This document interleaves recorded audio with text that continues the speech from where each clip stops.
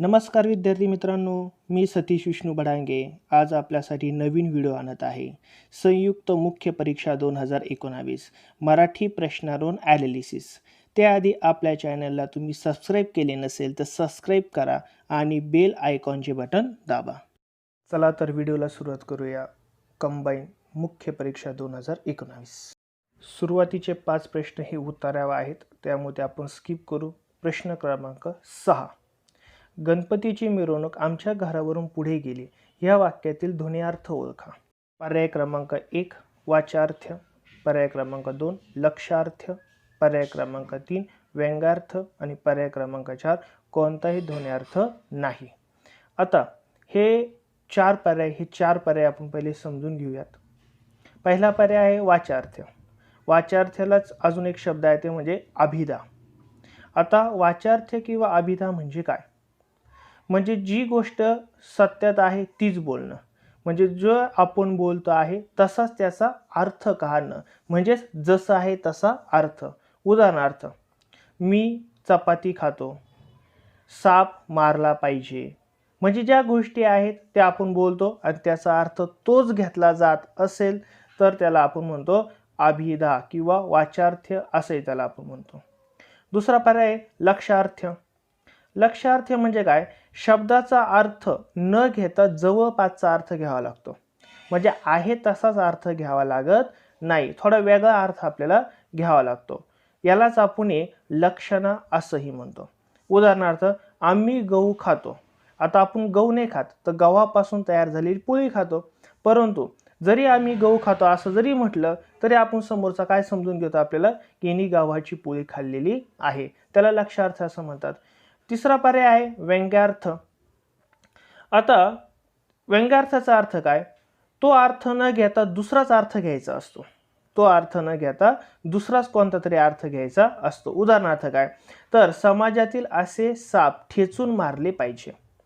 आता समाजातील साप ठेचून मारले पाहिजे म्हणजे काय? तर सापासारखं कृत्य करणारे जे माणसं आहेत त्यांना मारलं पाहिजे, असा याच्यातून अर्थबोध होतो.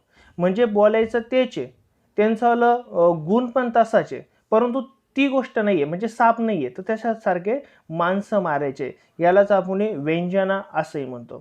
तर 3 शब्दांचे मुख्य आपण अर्थ बघितले. याच्यावरती प्रत्येक प्रश्नपत्रिकेवर प्रश्न विचारलेलेच आहे. तर आता आपल्याला जो प्रश्न विचारला आहे तो आहे गणपतीची मिरवणूक आमच्या घरावरून पुढे गेली. आता मिरवणूक काही घरावरून थोडी गेली असेल, तर ती घराच्या समोरून गेली असेल, बरोबर ना? आता घरावरून पुढे गेली याचा अर्थ घरावरून ती गेलेली नाहीये, म्हणजे तो अर्थ न घेता आपल्याला दुसरा अर्थ घ्यायचा. कोणता घ्यायचा आहे? तर तशाच जवळपासचा अर्थ आपल्याला बघायचा आहे. म्हणजे आपण जे मागाशी बघितलं, आम्ही गहू खातो, तर गहू न खाता आपण काय खातो? गव्हाची चपाती खातो. तशी तिथं घरावरून न जाता तर घराच्या जवळून गेला असेल, म्हणजे तिथं जवळपासचा अर्थ घ्यायचा. आणि जवळपासचा अर्थ म्हटलं तर काय राहणार आहे? लक्षार्थ, ज्याला आपण लक्षणा असंही म्हणतो. प्रश्न क्रमांक 7. रामा जलद वाचतो व रामा फार उतावळा आहे. ही वाक्य कोणत्या अव्ययाची उदाहरणे आहेत?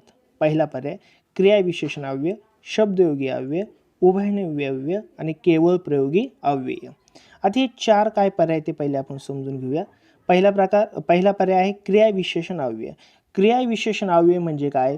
क्रियेबद्दल अधिक माहिती सांगणारा शब्द, आणि असा जर वाक्यात असेल तर ते पूर्ण वाक्य क्रियाविशेषण अव्ययाचं वाक्य असतं. दुसरा पर्याय शब्दयोगी अव्यय. शब्दयोगी अव्यय म्हणजे काय? नामाला जोडून काही शब्दयोगी येतात, म्हणजे वर, खाली, मागे, पुढे, इकडे, तिकडे हे शब्द नामांना जोडून येतात. अशा वेळेस ते पूर्ण वाक्य असतं शब्दयोगी अव्ययाचं वाक्य. तिसरं आहे उभयनव्य अव्यय.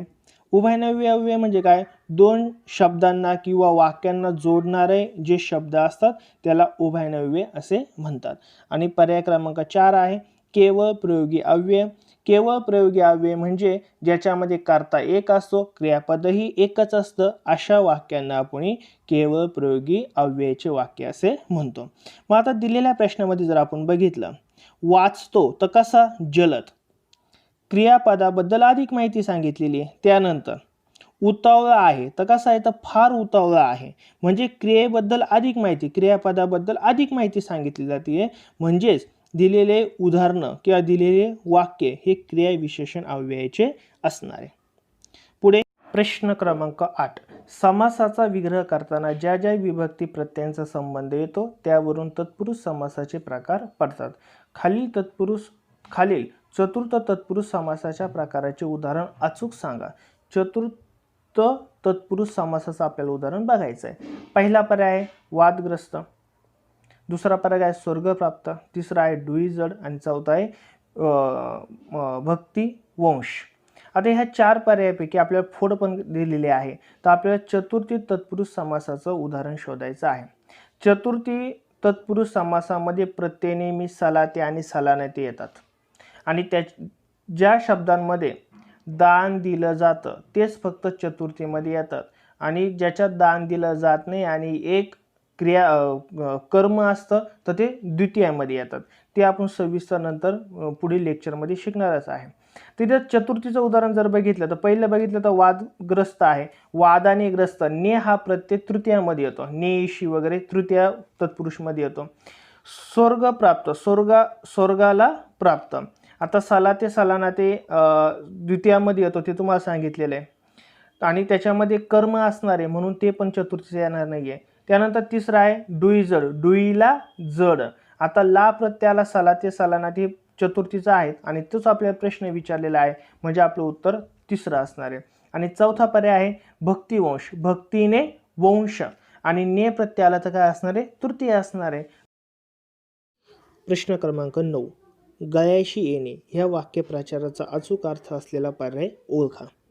आता गळ्याशी येणे म्हणजे काय, एखादी गोष्ट अंगलट लागणे किंवा ती आपल्या गोष्टी मागं लागणे, जे आपण कधी कधी केलेली असते वस्तू कधी कधी नसते केलेली पण त्याचे प्रॉब्लेम्स आपल्याला भेडसावतात, तर त्यालाच आपण म्हणतो गळ्याशी लागणे म्हणजे अंगलट येणे.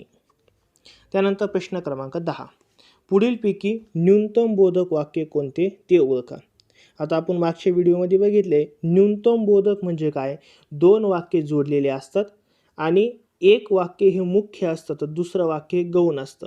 म्हणजे जे गौण वाक्य असतं ते मुख्य वाक्यावर अवलंबून असतं परंतु त्या गौण वाक्यामध्ये काहीतरी कमतरता असते. मग आपल्याला न्यूनतम वाक्य ओळखताना नेहमी काय ओळखायचं, एक वाक्य स्ट्रॉंग असतं तर दुसरं वाक्य गौण असतं आणि गौण वाक्यामध्ये काहीतरी कमतरता असते. असं कोणतं वाक्य तर आपण बघू.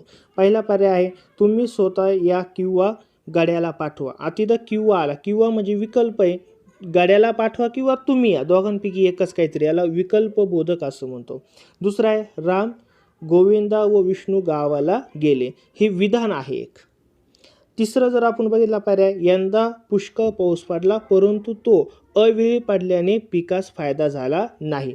मग बघा मी तुम्हाला न्यूनतम बोधक सांगितले ते इथं बघायला मिळतं यंदा पुष्कळ पाऊस पडला म्हणजे मुख्य वाक्य याच्यामध्ये बरंच काही गोष्टी घडून गेलेल्या आहे परंतु दुसऱ्यात काय तर कमतरता आहे परंतु तो अवेळी पडल्याने पिकाला फायदा झाला नाही. तर पहिल्या याच्यात वाक्यात पाऊस भरपूर झाला पण दुसऱ्या याच्यात न्यूनतम आहे, कमीपणा आहे, त्याचा काही फायदा झालेला नाही आहे. म्हणजेच 10चा पर्याय कोणता असणार आहे, पर्याय क्रमांक 3. तरी आपण चौथा पर्याय बघू. घोडा हा चपळ व उमदा प्राणी आहे. आता वनी जोडला आहे तर समुच्चय बोधक अव्यय असणार आहे तर ते असणार आहे समुच्चय बोधक. प्रश्न क्रमांक 11. निर्मला तिच्या नोकरी करणाऱ्या सुनेचा सगळा त्रास सहन करते कारण योग्य म्हणीचा वापर करा. आता इथं म्हणीवर आपला प्रश्न विचारलेला आहे. आता म्हण काय बघा, निर्मला तिच्या नोकरी करणाऱ्या सुनेचा सगळा त्रास सहन करते म्हणजे सासू घरात आहे, सून कामाला जाते, सून कामाला जाते म्हणून सासू सर्व सहन करते म्हणजे फायदा होतोय म्हणून सासू काय करते सहन करते. मग अशा प्रकारचा पर्याय कुठं बघा मिळतो आपल्याला, तर दुसरा पर्याय आहे बघा दुभत्या गाईच्या लाता गोड म्हणजे गाईपासून आपल्याला जर दूध मिळत असेल तर त्या गाईच्या लाता सुद्धा खायला आपण तयार असतो. तर अशी ही म्हण आहे, या आपण म्हणी गावाकडे मोठ्या प्रमाणात वापरल्या जातात. तर 11चं उत्तर आहे दुसरा पर्याय. त्यानंतर 12वा प्रश्न. घर फिरले की घराचे वासेही फिरतात ह्या म्हणीच्या विरुद्ध अर्थीची म्हण कोणती ते आपल्याला बघायचं आहे. आता घर फिरले की घराचे वासेही फिरतात. याचा अर्थ काय? एखादी वाईट घटना घडायला लागली का भरपूर घरात वाईट घटना घडतात, मग घर फुटणं वगैरे अशा साऱ्या गोष्टी होणार आहेत, त्या वाईट वाईट घटना घडतात. मग याच्या विरुद्ध म्हण आहे. याच्या विरुद्ध म्हण काय असणार आहे? मग एखाद्या घरात खूपच चांगलं कृत्य होणं किंवा एकदम आनंदाच्या गोष्टी होणं. तर तसा पर्याय कुठे तो आपल्याला बघायचा आहे. तर तिन्ही पर्यायामध्ये पहिल्या तिन्ही पर्यायात असा आनंदाचा एकही पर्याय नाही आहे, म्हणजे त्याचं उत्तर असणार यापैकी एकही पर्याय बरोबर नाही. प्रश्न क्रमांक 13. पुढे काही समानार्थी शब्दांचे गट दिले आहे, त्यापैकी चुकीचा गट कोणता ते सांगा. आता हे 4 पर्याय दिले, ह्या 4 पर्यायात प्रत्येकी 3-3 शब्द आहे आणि त्या सर्वांचा अर्थ समान आहे. उदाहरणार्थ आपण बघितलं, तिसरा पर्याय बघा, रवी, भानू, अर्क, तपन या सर्वांचा अर्थ आहे सूर्य. परंतु चौथा पर्याय जर आपण बघितला तर दिनकर म्हणजे सूर्य, सुधाकर म्हणजे चंद्र आणि दिगंबर म्हणजे आकाश. म्हणजे चौथ्या पर्यायामध्ये तिन्ही वेगवेगळे शब्द दिलेले, याचा अर्थ समानार्थी शब्द नाही आहे. तर आपल्याला तोच गट ओळखायचा आहे. तर 13चं उत्तर असणार आहे पर्याय क्रमांक 4.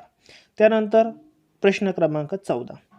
खाली दिलेल्या विधानातून चुकीचे विधान ओळखा व त्याचा अचूक पर्याय निवडा. चुकीचे विधान आपल्याला निवडायचं आहे आणि त्याच्यावरून योग्य पर्याय कोणता किंवा तो अचूक पर्याय कोणता तो आपल्याला निवडायचा आहे. मग आता 3 विधानं दिलेले. अविधान काय ते आपण बघू. जे शब्द संस्कृतच्या मूळ रूपात बदल न होता मराठीत आले आहेत ते शब्द तद्भव होत. उदाहरणार्थ हात. आता एक गोष्ट लक्षात ठेवा, तद्भव म्हणजे काय?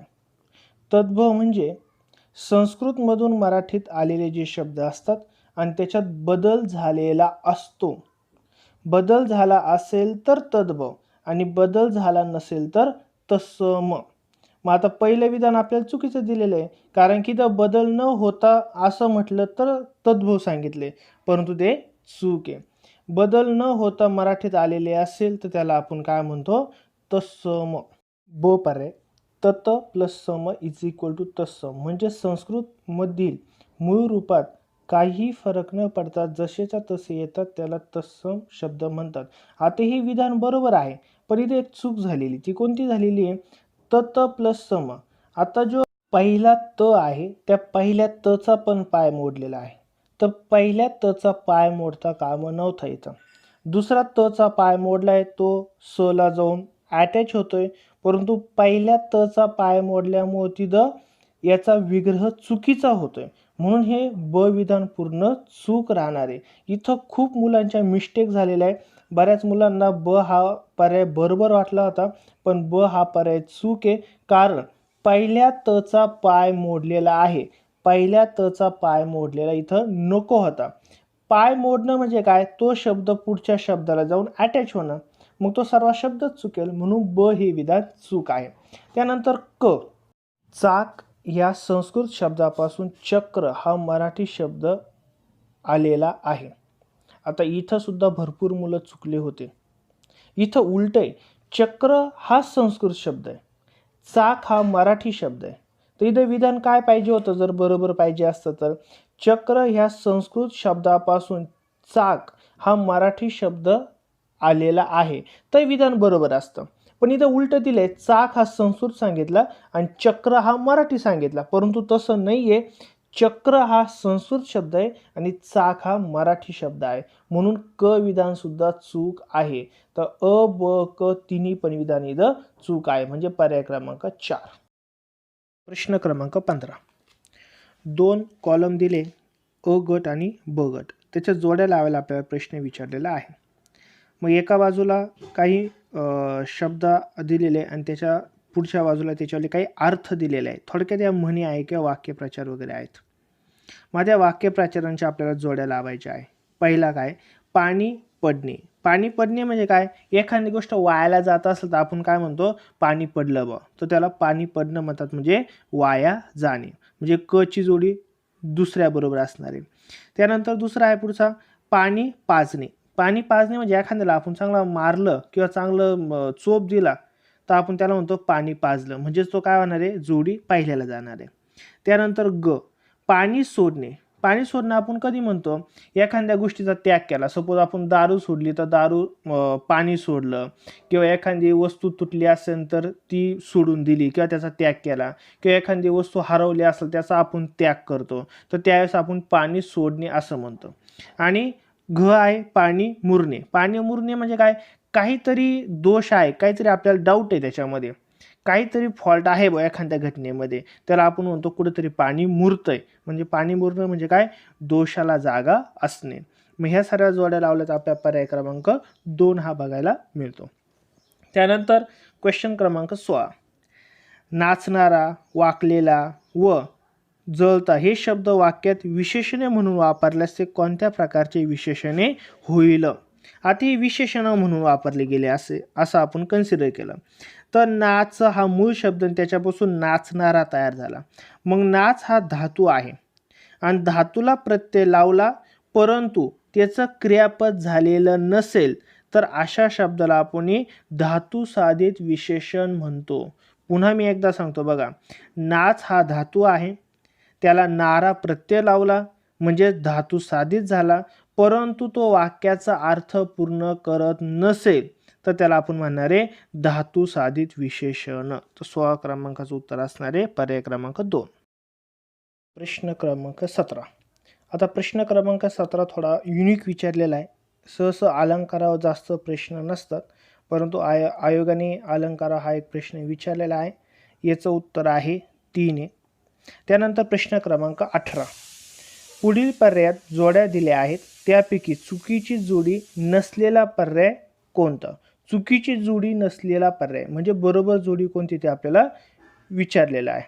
पर्याय क्रमांक 3.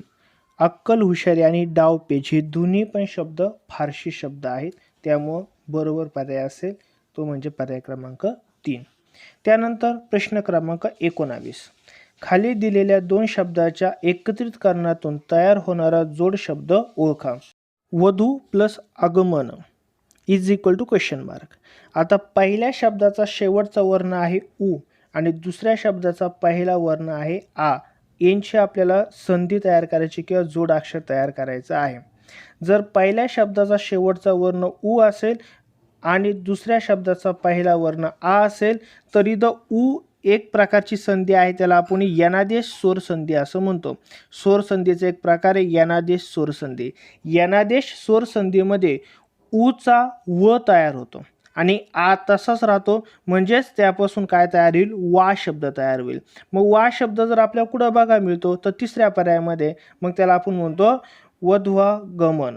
व धला वा जोडलाय वध्वा गमन म्हणजेच पर्याय क्रमांक 3. प्रश्न क्रमांक 20. मी प्रेम करत राहील या रीती भूतकाळी वाक्याचे अपूर्ण भविष्यकाळी रूप असलेला पर्याय निवडा. म्हणजे आपल्याला काय करायचं? रीती भूतकाळाचं रूपांतर पूर्ण भविष्यकाळात करायचं आहे. आता याआधी एक तुम्हाला मी महत्त्वाची गोष्ट सांगतो. रीती काळ म्हणजे काय? रीती म्हणजे काय? एखादी गोष्ट चालू असणे. हा प्रकार इंग्रजीमध्ये नाही आहे, हा फक्त प्रकार मराठीमध्येच आहे. मी तुम्हाला याचं एक एक्झाम्पल सांगतो रीतीचं.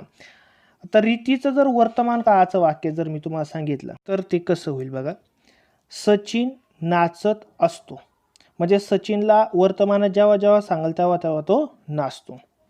रीती भूतकाळाचं जर वाक्य मी तुम्हाला सांगितलं तर सचिन नाचत असे, म्हणजे त्याला भूतकाळ जेव्हा जेव्हा सांगितलं तेव्हा तेव्हा तो नाचत असेल. आणि रीती भविष्याचं जर तुम्हाला उदाहरण सांगितलं तर सचिन नाचत जाईल. जाईलचा अर्थ काय? जेव्हा जेव्हा तुम्ही त्याला भविष्यात नाचायला सांगणार आहे तेव्हा तेव्हा तो नाचणार आहे. तर हे रीतीचे 3 प्रकार आपल्याला बघायला मिळतात. मग आता दिलेल्या प्रश्नामध्ये आपण बघूया. मी प्रेम करत राहील याचं रूपांतर अपूर्ण भविष्य काळात करायचं आहे. पहिला पर्याय बघू, मी प्रेम करीन. हे साधं भविष्याचं वाक्य झालं. दुसरा पर्याय बघू, मी प्रेम करत असेल. म्हणजे आता मी प्रेम करत असेल याचा अर्थ काय? तर अजून भविष्यात ती क्रिया पूर्ण झालेली नसेल, क्रिया चालू असेल. चालू असेल म्हणजेच अपूर्ण असेल. तर अपूर्ण भविष्य काळच विचारलंय आपल्याला, तर आपलं उत्तर असेल पर्याय क्रमांक 2. तरी आपण तिसरा पर्याय बघू, मी प्रेम केले असेल. केले असेल याचा अर्थ भविष्यातली ती क्रिया पूर्ण झालेली असेल, म्हणजे पूर्ण भविष्यकाळ असेल तो. आणि चौथा पर्याय, मी प्रेम करत असे. म्हणजे हा काय झाला, भूतकाळातली रीती झाली, जेव्हा जेव्हा सांगितलं तेव्हा तेव्हा करत असे, याचा अर्थ रीती भूतकाळ. म्हणजे आपल्याला दिलेल्या प्रश्नाचं उत्तर पर्याय क्रमांक असेल 2. त्यानंतर प्रश्न क्रमांक 21. पुढील वाक्य वाचा. 2 वाक्य दिलेले, बघू काय ते. अ वाक्य, आंधळ्याला आरशाचा काय उपयोग, प्रश्नचिन्ह. आणि ब, लबाडाचे आमंत्रण जेवल्यावर खरे. आता ही 2 विधानं दिलेली आहेत आणि त्याचे पर्याय दिलेले काय. ह्या 2 पर्याय कशाला मॅच होतात ते. पहिला, विशेषण साधित नाम, नाम साधित विशेषण, अव्यय साधित नाम आणि क्रियावाचक नाम, हे आपल्याला दिलेले आहे. आता आंधळा, लबाड ही विशेषणे आहेत, त्याच्यापासून झालेल्या नामांना विशेषण साधित नाम असे म्हणतात. प्रश्न क्रमांक 22. जो झाडे वाढवितो तोच निसर्गाचा खरा उपासक होय. ह्या विधानाबद्दल माहिती पुढे वाचा व योग्य विधान कोणते ते सांगा. आता एक गोष्ट लक्षात ठेवा, कोणतंही विधान जर वाचलं तर आपल्याला त्या विधानाचा कर्ता कोण आहे, त्या विधानात कर्म कोण आहे, त्या विधानामध्ये विशेषण वापरले का, क्रियाविशेषण वापरलेलं आहे, हे सर्व गोष्टी आपल्याला विधान वाचताच कळणं गरजेचं आहे. आता हे विधानाबद्दल कोणते विधान योग्य ते आपण बघणार आहे. याच्यामध्ये अ, ब, क, ड 4 ऑप्शन दिलेले. पहिलं ऑप्शन बघू, वरील वाक्य हे मिश्र वाक्य आहे. आता एक गोष्ट लक्षात ठेवा, मिश्र वाक्य काय आपण मागं पण शिकलेलं आहे. मिश्र वाक्य म्हणजे ज्या विधानामध्ये एक मुख्य विधान असतं आणि दुसरं गौण विधान असतं, असे 2 एकत्रित येतात, त्याला आपण मिश्र वाक्य असं म्हणतो. मग आता जर वरच्या विधानात जर आपण बघितलं, जो झाड वाढवितो हे गौण वाक्य आहे, कारण की आपल्याला खरं कशाबद्दल बोलायचं आहे, तर निसर्गाचा खरा उपासक कोण आहे याच्याबद्दल आपल्याला बोलायचं आहे. तर तोच्या आधी जो वाक्य आहे ते गौण वाक्य आहे आणि निसर्गाचा खरा उपासक होय हे मुख्य वाक्य आहे. तर मुख्य वाक्य आणि गौण वाक्य एकत्रित आले तर त्याला आपण मिश्र वाक्य असं म्हणतो. तर पर्याय ए बरोबर असणार आहे. आता ब पर्याय बघू, जो झाड वाढवितो हे प्रधान वाक्य आहे.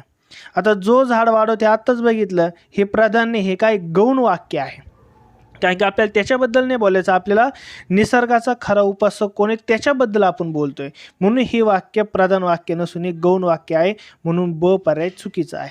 पर्याय क्रमांक क, तोच निसर्गाचा खरा उपासक होय हे गौण वाक्य आहे. हे कोणतं वाक्य आहे, तर प्रधान वाक्य आहे, म्हणून क ऑप्शन सुद्धा चूक आहे. आणि ड, जो झाडे वाढवतो ह्या वाक्यात विशेषण वाक्य असंही म्हणतात, कारण की विशेष माहिती सांगितली म्हणून विशेषण वाक्य म्हणतात. तर ड बरोबर आहे. अ आणि ड हे दोन्ही पर्याय बरोबर, ऑप्शन क्रमांक पहिला. पुढं प्रश्न क्रमांक 23. किंकर ह्या शब्दास खालीलपैकी कोणता समानार्थ शब्द आहे. किंकर म्हणजे दास आणि तो तिसरा ऑप्शनमध्ये आपल्याला दिलेला आहे.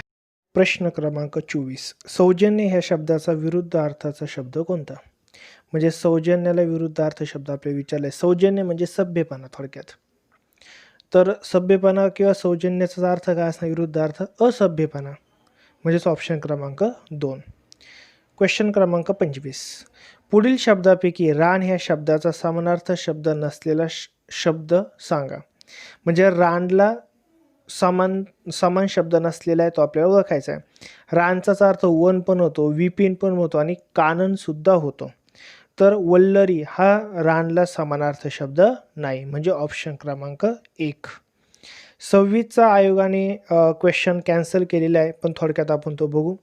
संस्कृतमधून अनेक साधित शब्द मराठीत आले आहेत, त्यांना टिंब अशी संज्ञा आहे. जे संस्कृतमधून अनेक शब्द मराठीत आलेले आहे, पण आता आयोगाने नेमकं सांगितले नाही आहे का जशाच्या तसे आले की काही बदल होऊन आलेले. जशाच्या तसे आले असेल तर तत्सम शब्द आणि बदल होऊन आले असेल तर तद्भव शब्द, त्यामुळे फिक्स आन्सर सांगणं शक्य नाही, म्हणून आयोगाने 26वा क्वेश्चन कॅन्सल केलेला आहे. 4 पर्याय आपण तरी सुद्धा बघू. पहिला आहे तत्सम शब्द, जो आत्ता मी सांगितला. संस्कृतमधून जसेच्या तसे मराठीत वापरले जाणारे जे शब्द असतात त्याला तत्सम शब्द असे म्हणतात.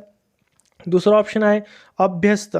अभ्यस्त म्हणजे समान शब्द आले असेल किंवा शब्दांची पुनरावृत्ती झाली असेल, जसं आपण मागं बघितलेलं पण आहे. उदाहरणार्थ हळूहळू, जवळजवळ, ख ख, पट पट, बाजार हाट सारख्याच अर्थाचे शब्द जेव्हा एकत्रित येतात किंवा समान शब्द एकत्रित येतात त्याला अभ्यस्त शब्द असे म्हणतात. तिसरा ऑप्शन आहे तद्भव. तद्भव म्हणजे संस्कृतमधून मराठीत आल्यानंतर त्यात थोडा बदल झाला आहे, अशा शब्दांना आपण तद्भव असं म्हणतो. उदाहरणार्थ काय, चक्र हा संस्कृत शब्द आहे, तो मराठीत आला, चाक तयार झाला, त्याला आपण तद्भव म्हणतो. आणि चौथा आहे सामासिक शब्द. सामासिक शब्द म्हणजे दोन शब्द एकत्रित येऊन सामासिक शब्द तयार होतात, आई वडील वगैरे अशा प्रकारचे शब्द. त्यानंतर प्रश्न क्रमांक आहे 27. पुढीलपैकी अंशाभ्यस्त शब्द ओळखा.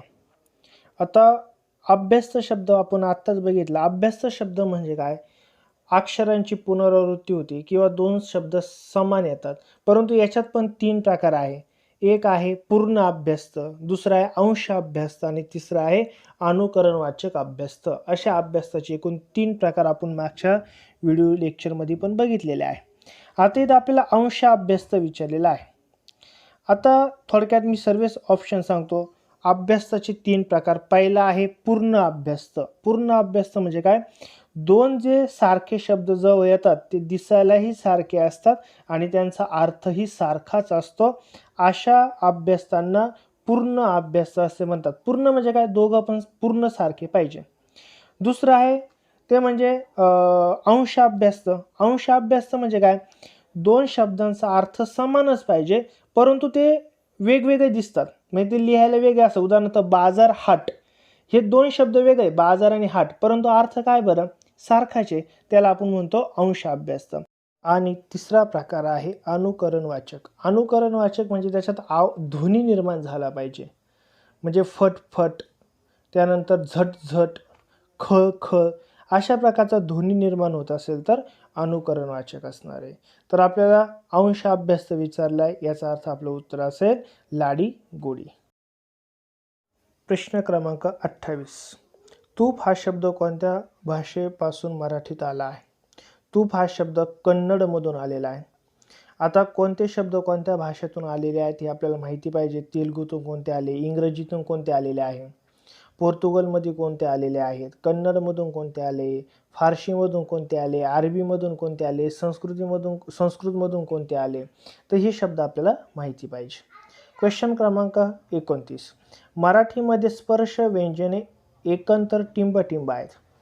मराठी वर्णमालेमध्ये एकूण स्पर्श व्यंजने आहेत 25. आता याच्याबद्दलही आपल्याला सर्व माहिती पाहिजे. तसे एकूण व्यंजन पहिले 48 होते, नंतर 2 इंग्रजी वर्ण वाढले, नंतर 50 झाले आणि जोड अक्षर आहे क्ष आणि ज्ञ, हे सुद्धा आता वर्णमालेमध्येच काउंट होतात, म्हणजे टोटल होणारे 52. कसा प्रश्न विचारला जाईल त्याच्यावर आपलं उत्तर राहील. एक तर 48 पण असेल, 50 पण असेल किंवा 52 पण असेल. याचं बऱ्याचवेळेस MPSCने अजूनही उत्तर 48च दिलेलं आहे, पण ते कसं ते आपल्याला माहीत पाहिजे. मग त्याच्यात स्वर विचारले जाऊ शकतात. एकूण स्वरांची संख्या किती, पहिले 12 स्वर होते, पण आता इंग्रजीमधून 2 मराठीत आले तर टोटल झाले 14. स्वरादी किती आहे तर 2. व्यंजनं किती आहे तर 34. त्याच्यात स्पर्श व्यंजनं किती आहे तर आता आपण बघितलं ते 25. अर्धस्वर किती आहे 4. उष्मे किती आहे 3. महाप्राण, मुख्य महाप्राण 1 आहे आणि एकूण महाप्राण म्हटलं तर 14 आहे. स्वतंत्र वर्ण कोणता आहे तर ल आहे. ल वरती बऱ्याच वेळेस प्रश्न विचारलेला आहे. तर ह्या सर्व आपल्याला वर्णमालेबद्दल सर्वात काय माहिती पाहिजे. त्यानंतर प्रश्न क्रमांक 30. तर, जरी, म्हणजे, की, इतर ह्या उभयनिव्य अव्ययाचा प्रकार कोणता? आता जर तर हे कधी वापरतो आपण संकेत म्हणून वापरतो आणि याच्या आधी आपण काय बघितलेलेच आहे, ज्या वाक्यामध्ये जर, तर, म्हणून, की हे शब्द येतात ते सर्व वाक्य संकेत दर्शकची असतात. प्रश्न क्रमांक 31. तुम्हाला एवढे कर्णकर्कश संगीत ऐकवते तरी कसे? ह्या वाक्यातील ऐकवते ह्या क्रियापदाचा प्रकार ओळखा.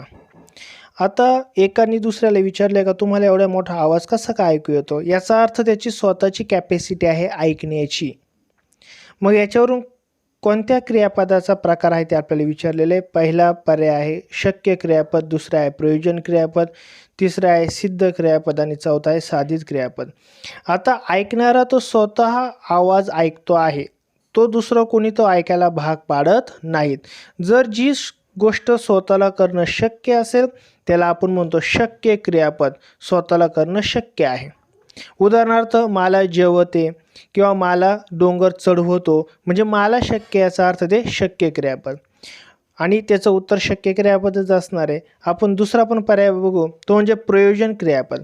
प्रयोजन क्रियापद म्हणजे दुसऱ्यांकडून ती गोष्ट घडत असेल किंवा कोणीतरी ती गोष्ट करण्यास भाग पाडत असेल तर त्याला प्रयोजन क्रियापद असे म्हणतात. उदाहरणार्थ आई बाळाला हसवते, म्हणजे बाळ स्वतः हसत नाहीये तर आई त्याला हसवायला भाग पाडते. ह्या अशा प्रकारचे जर वाक्य असेल तर आपण त्याला प्रयोजन क्रियापद असं म्हणतो. प्रश्न क्रमांक 32.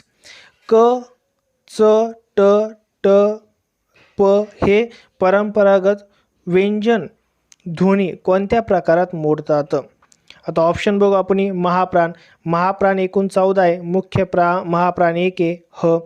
तर महाप्राण म्हणजे काय, शेवट एच इंग्रजी अक्षरातला एच आला पाहिजे, म्हणजे फुफ्फुसातली हवा डायरेक्ट तोंडाबाहेर आली पाहिजे, म्हणजे वरचे महाप्राण नाही.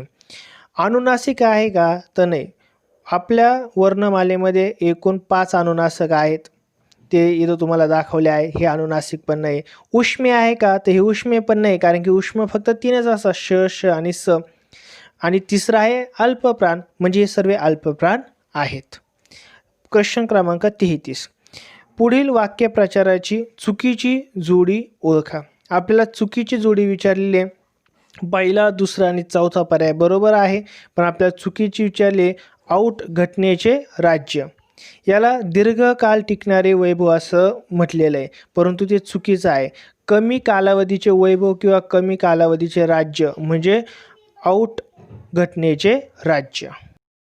प्रश्न क्रमांक 34. केशरी या शब्दाचा अचूक समानार्थी शब्द कोणता? केशरी म्हणजे सिंह.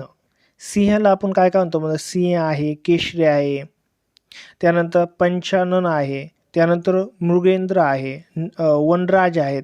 हे सर्व आपण सिंहाला किंवा केशरीला समानार्थी शब्द आपल्याला बघायला मिळतात. तर समानार्थी शब्द आहेत, 2 दिलेले, एक म्हणजे पंचानन आणि दुसरा आहे सिंह. बाकी आता बऱ्याच मुलांचं कन्फ्युजन झालेलं आहे. केशर नाही तर सिंहाला केसरी असं म्हणतात, त्यामुळं ब आणि ड पर्याय नसेल, अ आणि क पर्याय असेल, म्हणजेच एकूण पर्याय क्रमांक असेल 2. क्वेश्चन क्रमांक 35. पात्र ह्या शब्दाचे विविध अर्थ घेऊन खालील वाक्य तयार केले आहेत. त्यापैकी पात्र ह्या शब्दाचा योग्य अर्थ असलेला पर्याय ओळखा. आता देवपूजासाठी हे पात्र काय कामाचे, तर त्याला आपण पात्र म्हणतो, ते बरोबर आहे. हा बाळवट माणूस येथे काय उपयोगाचा, म्हणजे इथं पात्रता त्याच्यावाली नाही आहे.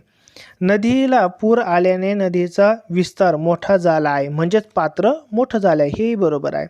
त्याला शिक्षक होण्यासाठी D.Ed व B.Ed करणे जरुरीचे आहे, म्हणजे इथं सुद्धा काय पात्रता आहे. तर पात्रताच्या संदर्भात हे 4ही पण पर्याय बरोबर आहे, म्हणजेच पर्याय क्रमांक 4. त्यानंतर प्रश्न क्रमांक 36. प्रित्यार्थ ह्या शब्दाचा संधी विग्रह करा. आता प्रित्यार्थ, आता ही यनादेश संधी आहे.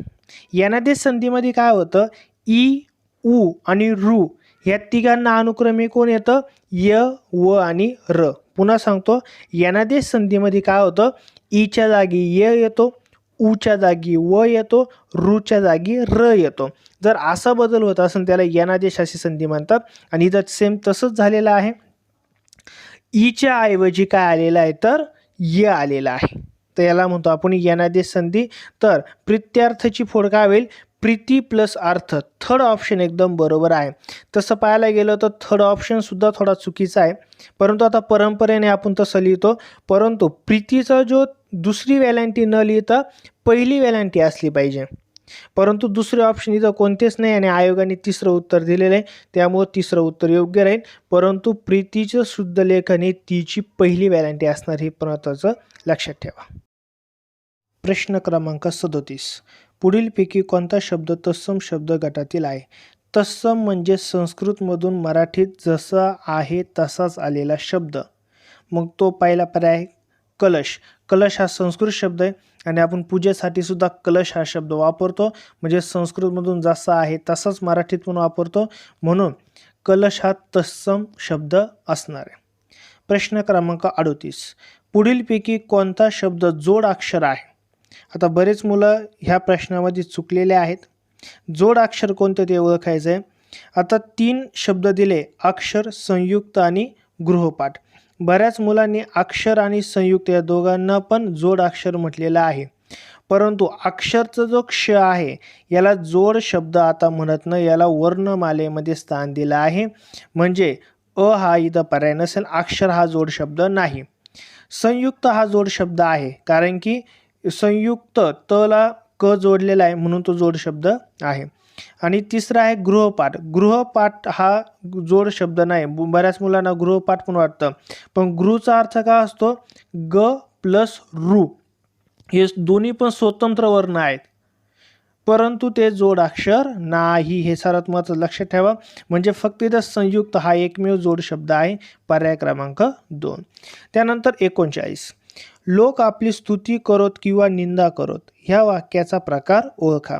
आता वाक्यात कसं आहे बरं, एक तर स्तुती करो किंवा निंदा करो, म्हणजे दोन्हींपैकी एकच काहीतरी करणार आहे. एक तर स्तुती करतील किंवा निंदा करतील. मग दोन्हींपैकी एकच गोष्ट निवडायची असेल तर काय राहतो? विकल्प असतो आपल्याकडे. मग अशा विधानांना आपण म्हणतो विकल्पबोधक वाक्य. मग असा ऑप्शन आहे का कुठं? तर प्रकारचा सेकंड क्रमांकाचा ऑप्शन तसंच आहे, विकल्पबोधक संयुक्त वाक्य. मिश्र वाक्य आपण बघितले, मिश्र वाक्यात विकल्प नसतोच. परिमाणबोधक संयुक्त वाक्य म्हणजे काय? एकाचा परिणाम दुसऱ्या वाक्यामध्ये असतो, पण दिलेल्या वाक्यामध्ये तसं नाहीये. उद्देशबोधक मिश्र वाक्य म्हणजे काय?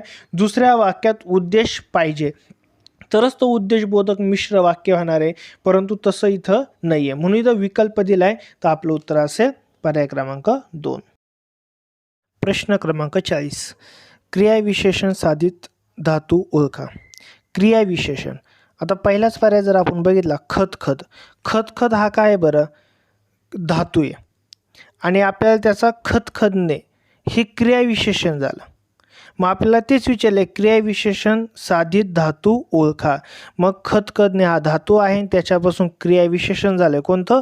खतखतणे. तर पर्याय क्रमांक 1 हे बरोबर उत्तर आहे. 41. उभयनव्य अव्ययाचा उपप्रकार ओळखा. उभयनव्य अव्ययाचे एकूण 4 प्रकार आहे. मग त्यातला सेकंड पर्याय जर बघितला, समुच्चय बोधक. समुच्चय बोधकमध्ये आणि, परंतु, व इत्यादी काही शब्द येतात. तर बाकीचे परिणामवाचक असेल, कालवाचक असेल, रीतिवाचक असेल, हे विशेषण किंवा याचे दुसऱ्याचे हे प्रकार आहेत. तो उभयनव्याचे आपल्याला समुच्चय बोधक एक प्रकार बघायला मिळतो. क्वेश्चन क्रमांक 42. त्याच्या अंगात आले ह्या वाक्यातील प्रयोग ओळखा. त्याच्या अंगात आले. आता पहिला पर्याय शक्य कर्मणी. शक्य कर्मणी म्हणजे काय? कर्त्याला ती क्रिया स्वतःला होत असेल तर, उदाहरणार्थ काय? रामाच्याने काम करवते, याला आपण शक्य कर्मणी असं म्हणतो. परंतु ह्या वाक्यामध्ये कर्ता कुठंच दिसत नाही, म्हणून पहिला ऑप्शन असणार नाही. दुसरा जो आपण समापन कर्मणी. समापन म्हणजे काय? एखादी गोष्ट संपली आहे असं दर्शवणारं जे क्रियापद असतं त्याला आपण समापन कर्मणी असं म्हणतो. उदाहरणार्थ, माझे पत्र लिहून झाले, राणीचे पत्र लिहून झाले, समापन आहे त्याच्यामध्ये. आता सर्वात महत्त्वाचं, ह्या वाक्यामध्ये कर्ता प्रत्यक्ष कुठेही दिसत नाही, आणि कर्ता वाक्यात प्रत्यक्ष दिसत नसेल तर ते वाक्य नेहमी अकर्तृक भावे प्रयोगाचं असतं. मग आता ह्या वाक्यामध्ये पण कर्ता कुठंच दिसत नाही, म्हणजे आपलं उत्तर काय असेल? अकर्तृक भावे प्रयोग. त्यानंतर प्रश्न क्रमांक 43. पुढीलपैकी कोणते विधान चूक आहे? चुकीचं विधान आपल्याला विचारलं आहे. 4 विधान आहे. पहिलं, ओझरत्या आणि स्पष्ट उच्चारांना अनुनासिक असे म्हणतात. पहिलंच विधान इथं चूक आहे, कारण की अनुनासिकचा अर्थ काय असतो? ओझरता आणि अस्पष्ट उच्चार असला पाहिजे, त्याला आपण अनुनासिक असं म्हणतो. स्पष्ट उच्चाराला आपण अनुस्वार म्हणतो आणि अस्पष्ट उच्चाराला आपण अनुनासिक म्हणतो. म्हणजे पहिलेच विधान इथं चूक आहे. बघू, अक्षरे म्हणजे पूर्ण उच्चाराचे वर्ण असतात, ते बरोबर आहे. ज्या वर्णाचा उच्चार स्वराच्या सहाय्या वाचून पूर्ण होत नाही त्याला व्यंजन म्हणतात, तेही बरोबर आहे. सर्व स्वरयुक्त व्यंजने यांना अक्षर म्हणतात. स्वर आणि व्यंजने एकत्रित आले तरच अक्षर होतात, तोपर्यंत अक्षर होत नाहीत. तर अ जर सोडलं तर बाकी ब, क, ड हे सर्व बरोबर आहेत. आपल्याला चुकीचं विचारलंय तर पर्याय क्रमांक 1. प्रश्न क्रमांक 44. शहाणा, शहाणपणा हे कोणत्या प्रकारचे नाम आहे? आता शहाणा हा एक शब्द आहे, त्याला पणा हा प्रत्यय लागला आहे. जर नामांना आई, ई, की, गिरी, तात, व, पणा, या, वा हे जर शब्द लागले असतील तर ते भाववाचक नामं असतात. मग शहाणा याला पणा हा प्रत्यय लागला आहे, म्हणजेच तो कोणता होणार आहे? भाववाचक नाम. भाववाचक नामाचे 10-12 ते शब्द आहेत, ते लावल्यास त्याचं भाववाचकमध्ये रूपांतर होतं. त्यानंतर प्रश्न क्रमांक 45. ग्रंथकार, गृहस्थ, द्विज या शब्दांचा समास कोणता? त्याचा समास आपल्याला ओळखायचा आहे. द्विज, द्विज म्हणजे दोनदा जन्मणारा. आता एक गोष्ट लक्षात ठेवा, ह्या द्विजमध्ये दोनदा जन्मणारा आहे, यात दुसरे पद महत्त्वाचं आहे. आणि ज्या शब्दामध्ये दुसरं पद महत्त्वाचं असतं अशा शब्दांना उपपद तत्पुरुष समास असं म्हणतात. म्हणजेच 45चं उत्तर असणारे पर्याय क्रमांक 1. त्यानंतर 46. कोल्हा काकडीला राजी ह्या म्हणीचा अर्थ काय आहे? म्हणजे जे शूद्र लोक असतात ते शूद्र वस्तूंनाच भाळले जातात. तर ह्या शब्दाचा तो अर्थ घेतला जातो. तर इथं तिसरा पर्याय असा दिला आहे, शूद्र माणसे शूद्र वस्तूंना भाळतात. प्रश्न क्रमांक 47. पुढीलपैकी व्याकरणदृष्ट्या शुद्ध शब्द कोणता ते अचूक सांगा. आता शुद्ध शब्द कोणता ते आपल्याला बघायचं आहे. मृत्युंजय, मृत्यूपत्र, मृत्यू आणि वरीलपैकी सर्व बरोबर. आता हा प्रश्न आयोगाने रद्द केलेला आहे. याचं मुख्य कारण असं आहे का मृत्युंजय हा बरोबर शब्द आहे, मृत्यूपत्रसुद्धा बरोबर शब्द आहे.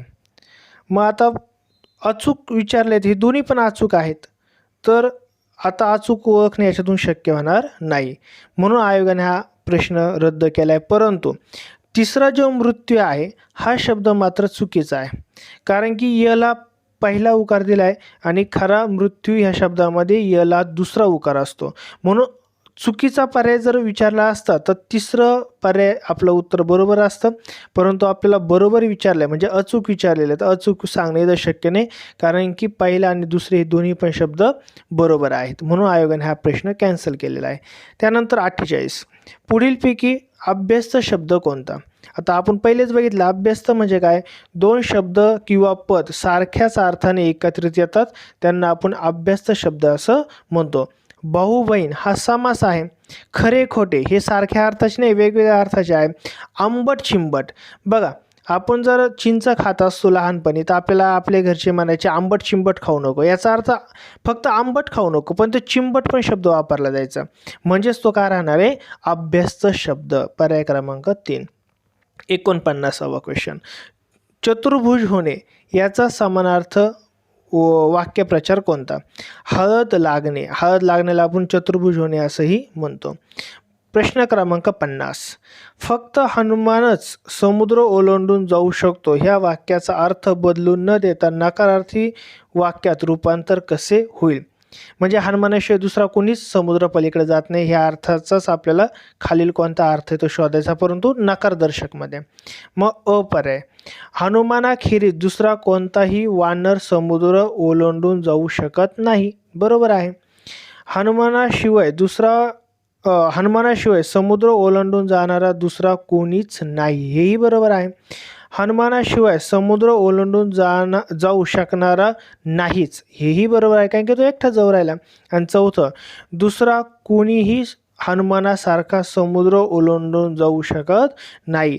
हे सर्व नकारदर्शक वाक्य आहेत आणि अर्थात कोणताही बदल झालेला नाही आहे, म्हणून ही सर्व बरोबर असल्यामुळे पर्याय क्रमांक 4.